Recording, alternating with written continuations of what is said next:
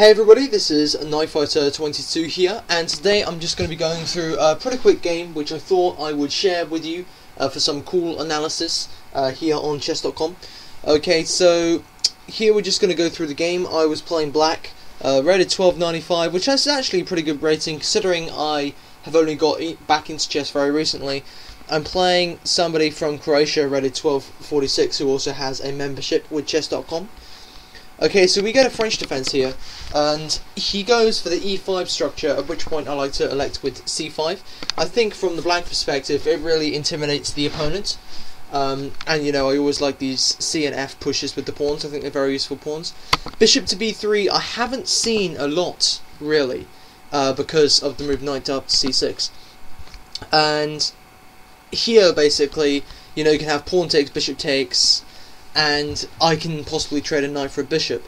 He tries to stop this with bishop to b5, but I can just take anyway, and after bishop takes on d4 I play a6, and he can either move the bishop back, but he just decides to trade this bishop off anyway, as I guess having a darker squared bishop would help him support this pawn. So he trades off his light square bishop in this position, which I think that's alright, to be honest with you, because after the move knight f3, if you flip it back, he does have a very pleasant structure, and I've just got these random pawns. F6, possibly not the strongest move, not a grandmaster style move, I should say. A grandmaster style move would be more sort of, you know, bringing this bishop out to here, check c3, bishop a5, all that sort of jazz, but for the moment I play f6 because I want to liberate these pieces. Castling, bishop up to e7, a3, and then I just go ahead and take. I think just purely because I want this horrible structure which I got liberated. It does cause me some weaknesses on the e-file with this pawn, as you can see later.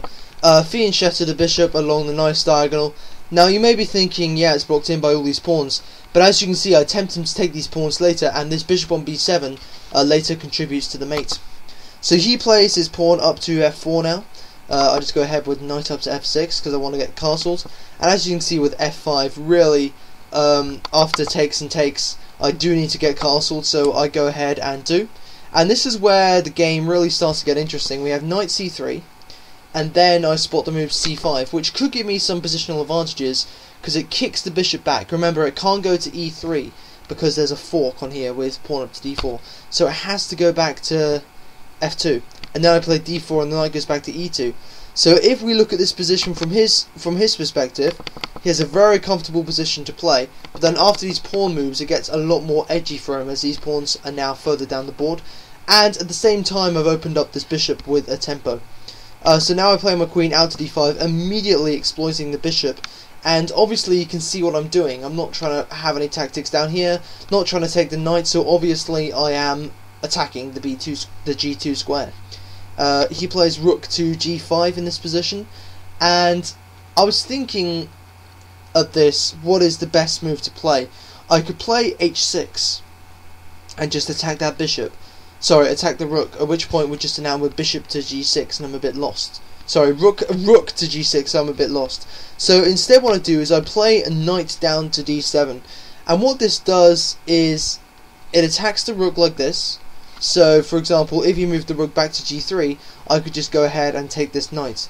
And he comes up with the move c4, which basically doesn't change anything in the position. I just have to attack, change the position of my queen. And as you can see, there's no defense. There's nothing he can do. He can play knight to f3, I was thinking possibly was the best move. So knight to f3, but then after I take the rook, he can't take back. Knight to f3 blocks the mate. He played knight to g3, attacking my queen.